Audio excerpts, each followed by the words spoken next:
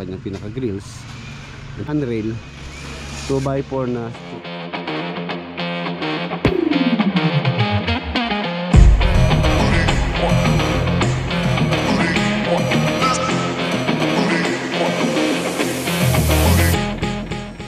inches po yan. Ang lapad ng kapal niya isa, yung pinakamakapal sa market. Hindi siya nakakalula pag dungo mong ganyan. Kung hanggang kami pinag-usapan ni Kuya Bong dyan, ang ganda ng kalalabasan ng proyekto na po. Hindi pa po ginagawa, wala pa po yung materials namin dyan. So then, ito na rin yung aircon.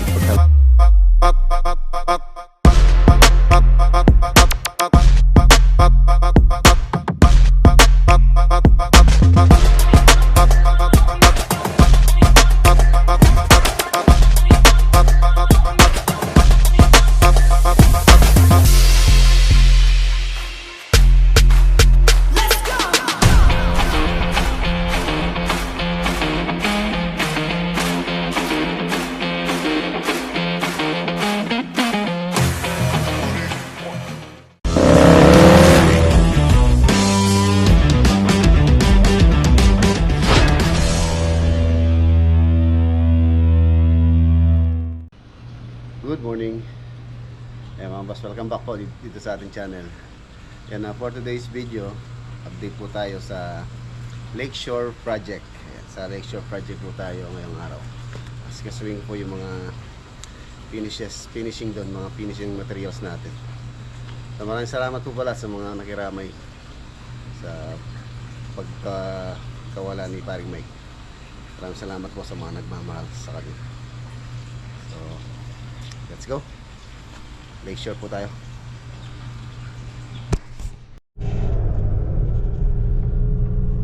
Ayan, nandito na tayo. Dito po sa Lakeshore. Ito project natin na gumaganda-ganda na rin. Okay. Ayun, may railing na. Ang ganda na.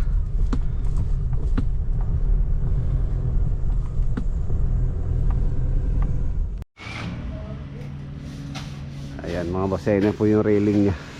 Ayan po yung pinag-usapan namin ni Kuya Bong.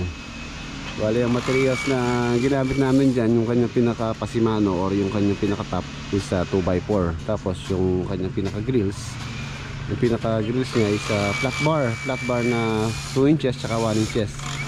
Tapos yung kanyang, yun nga, yung kanyang pinaka-handrail 2x4 na tubular. Ang ganda niya.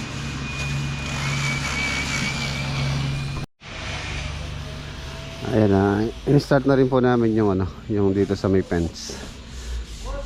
Tinanggal na yung temporaring bakod.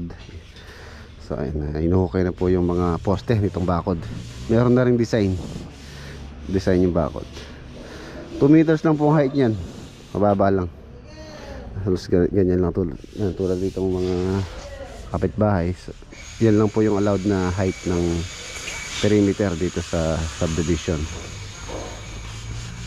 Ganda na niya. Railing. Tapos ayan, yung pong cladding dito sa may porch, nabili ko na rin last punta natin dito. So ayun, ini-install na. Bali yung cladding na nagustuhan nila dito.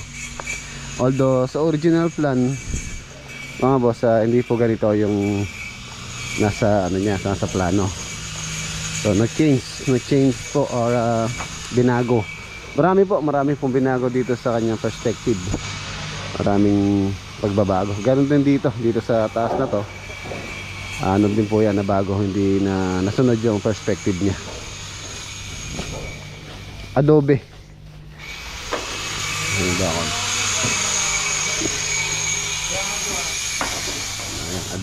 Adobe po ito. Adobe siya na natural stone. Makinat po siya para maging pang cladding. Sa obra, doon ko po nabili yan. Dito ko muna. Ayun pa naman yan. Doon ko po nabili ito. Medyo po ito. Medyo pricey.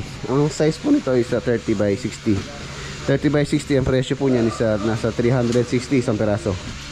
Ayun, tulad nyo. Ayun, nabasag pala isa. 360 po yan. Ayun, isang ganito. One piece. Isang ganito, 360 pesos. Ganda niya.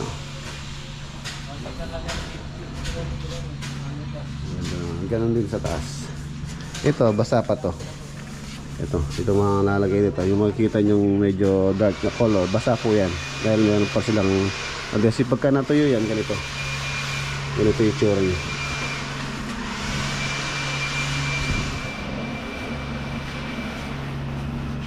Ganda.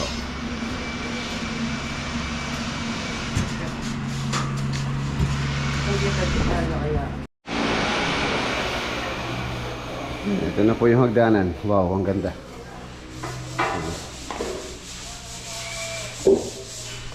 Ang lapad, 13 inches po yan. Ang lapad ng kanyang step. Ganun din dito. Pare-pares mo 13 inches yan. So malapad siya sa sa standard na 30 or 12 foot. Ay 12 foot, 1 foot. Tapos yung landing din. Ganun din mo ganun.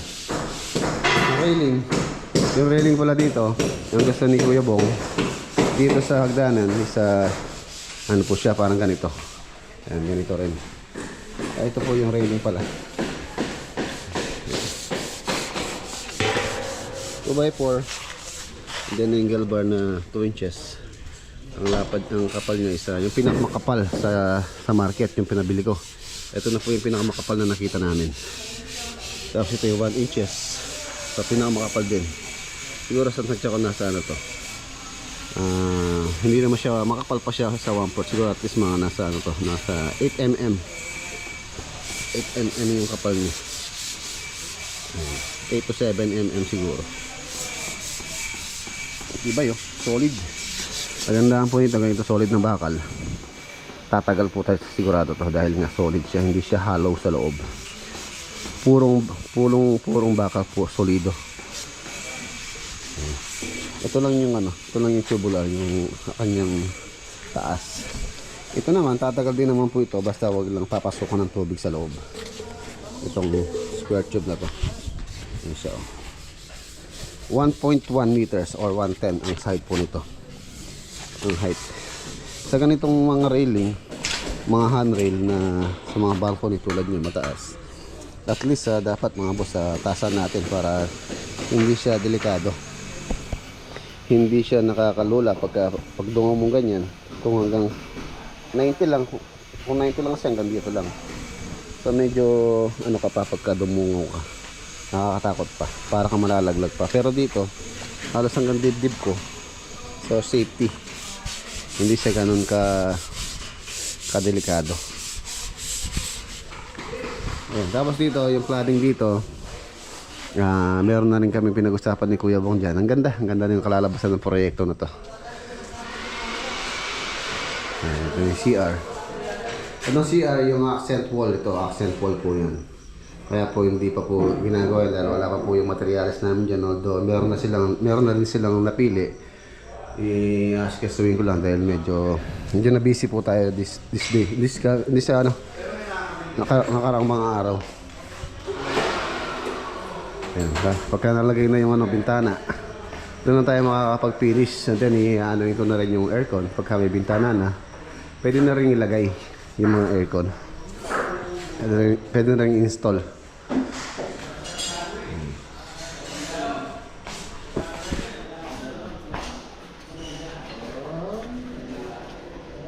Ayan, ito. Nalagyan na railing. Iningin, check. Ano yung ingin? Ano? Ang ganda-ganda na. Tapos yung pa kung dito. Nilalagay pa yung mga ilaw dito. Ang ganda. Tapos pagka nalagay pa yung yung pong mga window ni Sir Leo. Yan, shoutout po kay Sir Leo. Yung pong pag-install ng mga bintana rito. Ayan, meron pong itong mga window dito, mga boss. Meron po siyang basyada. So dito yung kanyang pinaka-frame. Kahit na umulan, hindi po tatagos yung tubig dito. Alam naman natin yung mga sealant po yung nagdadala sa mga window. Pagka yung sealant nag-crack, nag-expire, so yun yung kadalasan nagiging problema, napapasok yung tubig. So mas maganda talaga pagka mayroon siyang ganitong basyada. Yan. So dito yung frame, kahit na bubugin ng ulan yan, hindi po papasok yung tubig sa loob. Ayan po yung kagandahan ng may basyada. Although additional works po ito. Pagka nagpalagay kayo ng ganito, magiging additional po itong ganito. Kasi mahirap pong gawin ito. Ang labor po ng ganito is per linear meter. Per linear meter ang usapan dyan sa mga kantuhan po kasi yan. Yung mga alam naman natin yung mga kantuhan, matagal gawin. Ayan.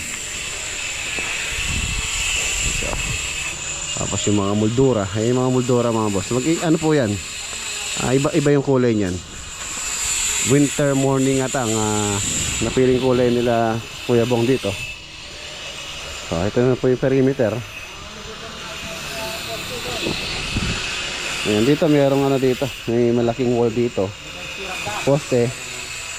And then inano din namin or nireport namin na rin namin sa homeowners tong mga halaman dahil pinapatanggal po ito ni owner. Tulad nito, ang laking puno nito. So sila po yung magtatanggal. Monday daw bubunutin itong mga to. Ayan, saka ito. Ganun din yun. Sa 2, 3, 4, bali 5. 5 halaman po yung matatanggal para maging ano na po itong project. Patanggal na yung nakaka-distract.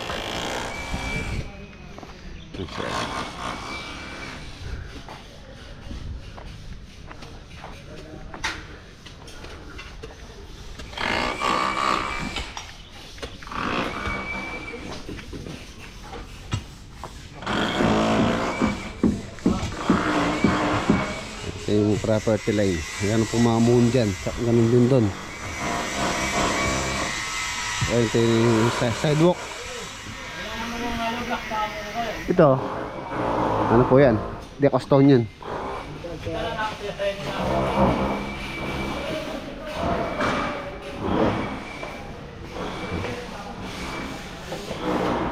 Yung railing ito mga boss. Abangan nyo rin. Meron pong ilaw din na ilalagay namin dito. Ilalagay kami ng ilaw sa landing niya. Ano pa lang po yan, ang tawag dito, temporary lang yan. Mahuhugutin po yan dahil babarnisan pa to.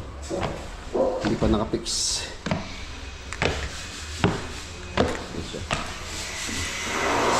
Yan diba? Yayamanin. Pangmayaman. Yayamanin. Yung ilaw dito sa center, meron akong center light to.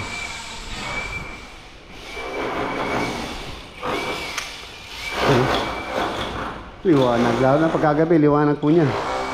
Tapos yung mga curtain mga boss, nakapasok po siya dun sa ceiling. Sa ceiling dun, ganoon din dun. Ito na yung CR. So yung accent wall dito, pinapabili ko na. Meron na sila napili. Libre na rin ngayon.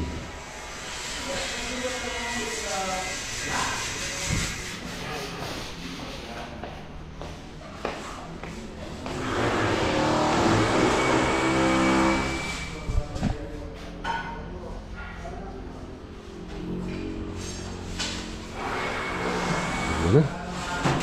Common CR, laki.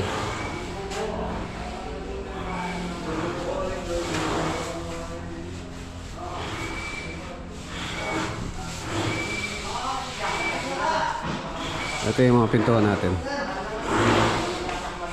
Ang maganda yung napili nilang design mga boss. Matibay. Napakatibay po itong ganitong design. Solid po siyang buo. Hindi katulad ng mga iba. Kung saan ito lang yung pinaka kapal niya. Tulad niya. Tapos nasa 1 and 7/8. Wala na pong 2 inches siya. Nasa ganitong sukat. Nasa 1 and 7/8 na lang. So yun yung design niya. Solid siya. Hindi katulad ng ano lang. Ito lang pinaka-frame niya.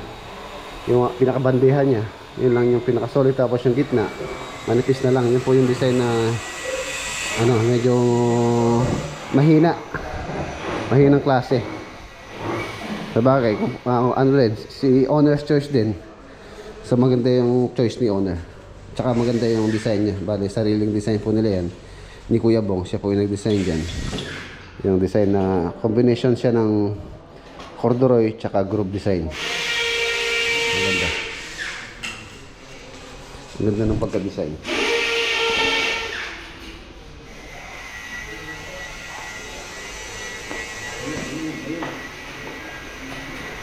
And then yung ano pala, yung headboard pa. Yung headboard, papabricate din po namin yung headboard. Yung nagpapalagay po sila ng headboard dito sa mga room. Kaya kung makapansin nyo, may abang po siyang ano dito, supply. Ayan. Headboard po yan. Tapos yung pa siyang design dyan sa wall. Ang ganun din dito. Meron pa po kami lalagay dito.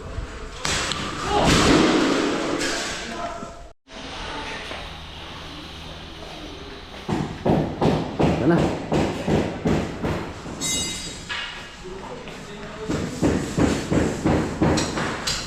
Check! Brenda! Brenda pa, merienda muna.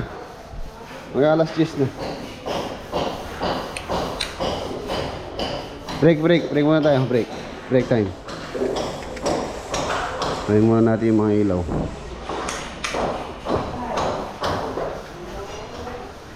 Turn off the light. Tingnan ko lang yung mga ilaw kung walang problema. Para ma-check natin mabuti. Ito.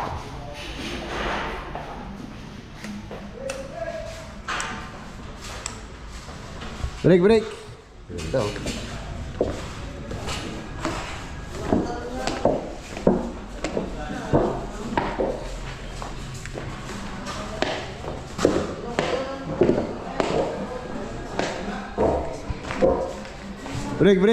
Break. Ayan, no? So, drinks. So, ayan, mga boss, iwan na natin sila. Nabigay ko na rin yung detalye nitong ano sa kanila, mga boss. Ito pong perimeter fence. So, pakunti na lang po yung ginagawa dito. Yung po mga center light dito sa may high ceiling, so hindi pa po natin mailalagay yan dahil wala pa po tayong bintana. Yung ulan, pagka kasi umuulan, lalo na pagka malakas yung hangin, pumapasok pa rin po yung tubig doon. So yung mga wood planks na yan, tatanggalin pa po yun. Hindi pa po hindi pa naka-fix. Ano pa yan, i-prepare pa yun. So pagka may bintana na, doon natin papa-fix yun. Dahil yun nga, mababasa po yun pagka umuulan po, mababasa yan. Tapos tatanungin ko na si owner kung ano po yung gusto nilang kulay dito sa kanilang security grills. Itong railing dito po sa may hagdanan, sa may balcony. Yan din dito, parehas po yan. Ganda na, lalo na pagka na-kompleto po yung bakod. Yung bakod niya, simple lang po yung design na gusto din ni Kuya Bong. Doon yung pinaka gate ng sasakyan, malaking gate doon sa may garage, and then dito yung may service gate. Ayan, service gate dito po si pinaka main door nya. Ayan, dyan. Although meron din mga access doon, for example galing sila sa sasakyan or magpapark sila doon, meron ding access doon sa may kitchen. Ayan, dito yung kanyang pinaka main door. Ayan, ang ganda ng design, ang ganda po. Bale si owner po yung nag-decide ng cladding na yan, and then yung fluted panel doon, bibiling ko na rin pala. Meron na rin pala napili si client doon sa area na yon. So bibiling ko na rin po ngayon yun, para bukas madala na rin nila dito. So ayan, hindi custom pong ilalagay dito. In order ko po yung napili nilang kulay na stone. So tara, iwan na natin sila. Ganda na, let's go.